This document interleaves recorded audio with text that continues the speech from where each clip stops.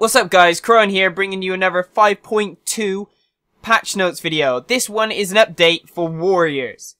First up, the benefit of haste from items and consumables has been increased by 100% for all warriors. This is a great change for warriors. It's going to mean that they are actually going to feel the use of haste. It's not really great right now, and obviously if they double it, then it's going to feel better, and hopefully this is going to be enough. Next up, bladestorm can no longer be disarmed. This is actually really good, because bladestorm isn't overpowered or hasn't been for a long time, and now that makes bladestorm a lot more viable again, mostly because as soon as you bladestorm they could just disarm you and then that was a waste.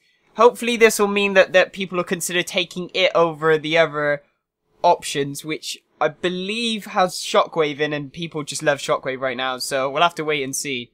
Obviously with that shockwave nerf that's coming through, I could see them potentially taking that over shockwave. Next up, defensive stance now reduces damage taken by 15%, and it was 25%. This is my main qualm with warriors, is that if they're allowed to do all this amazing damage, then why are they not taking it back? And, you know, 25% damage reduction for no matter what spec you are and whatever, it just is really good. And now that they're toning that down, I think it's going to make warriors actually kind of underpowered. I'm actually kind of worried for warriors, but as we go on, hopefully other changes will sort that out.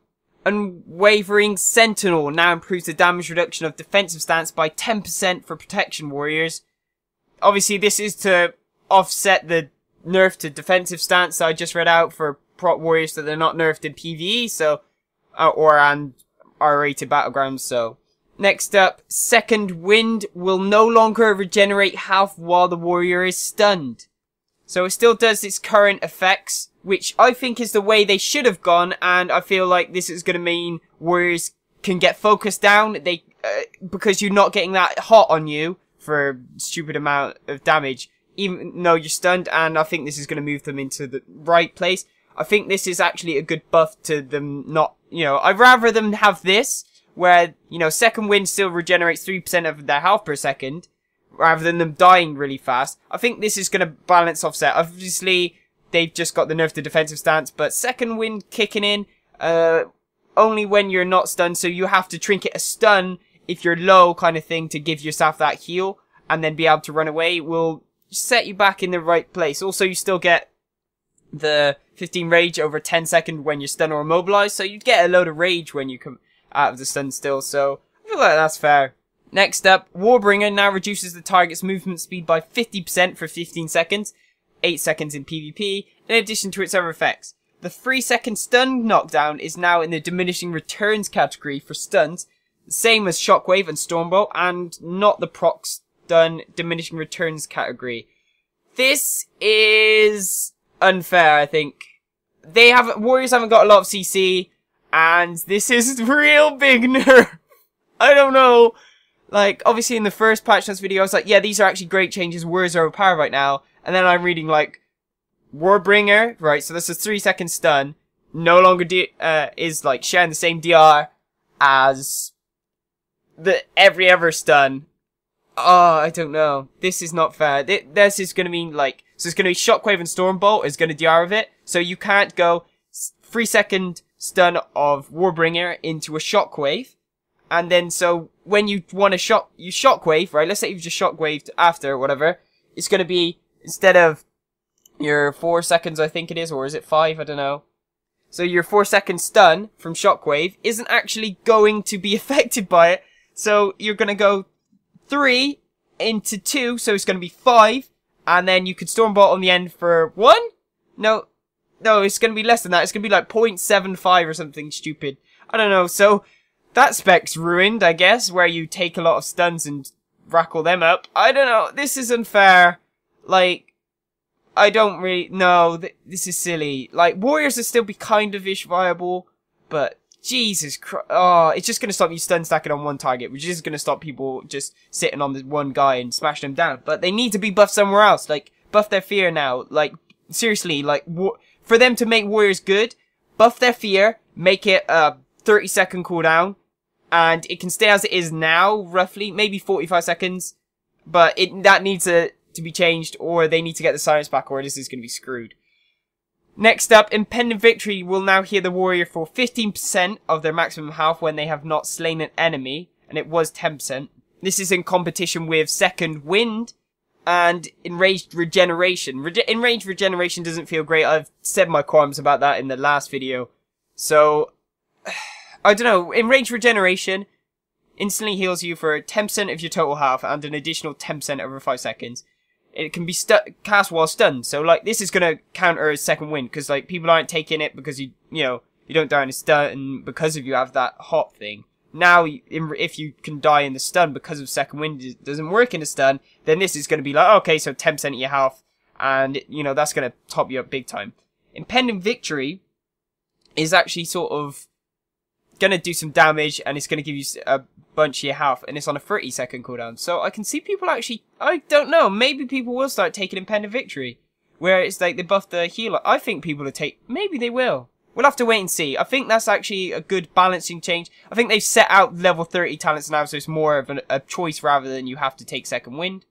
Next up, Arm's Taste for Blood has been redesigned.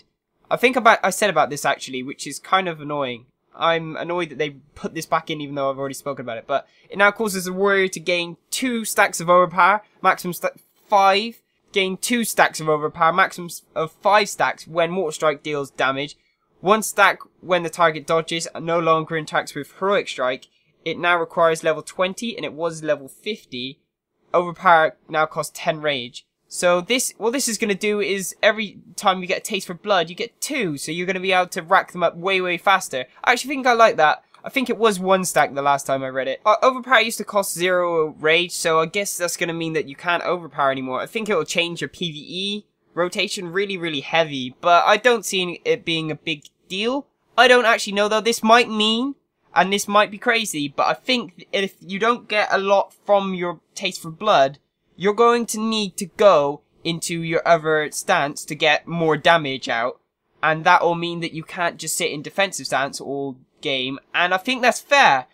But saying that, I don't know if that's going to make them balance. Because right now, with all the other nerfs, I think warriors are going to be okay. And then with these changes, I think you're going to be harder done by, but then at the same time I think it's going to be way more skilled. Like, you're going to have to consider switching stances, and you're going to have to potentially get caught out, and you're going to have to notice things that you don't have to even care about anymore right now, because you just hit defensive stance before you even go in the arena, and then you have your Second Wind kicking in on you, and unless somebody's popping all their cooldowns and bursting on you, you don't have to worry. If they're just casually on you, you take hardly any damage. So now it's going to after these changes, you're going to be looking at, oh shit, I need to go offensive, so I switch into the offensive stance, and then you're doing some damage, and then you go defensive stance because you're taking damage. I think this, will change a lot of how warriors play, but I think some of the changes are going to be crappy. The last one is Fury's Blood Surge. Now reduces the rage cost of Wild Strike by 30, and it was 20, and its duration has been increased to 15 seconds, and it was 10 seconds. Obviously, this is a Fury buff. I don't actually know too much about Fury warriors of what their balance like right now. Apparently, they're more bursty, but have crappier stuff overall, so then people are not taking them.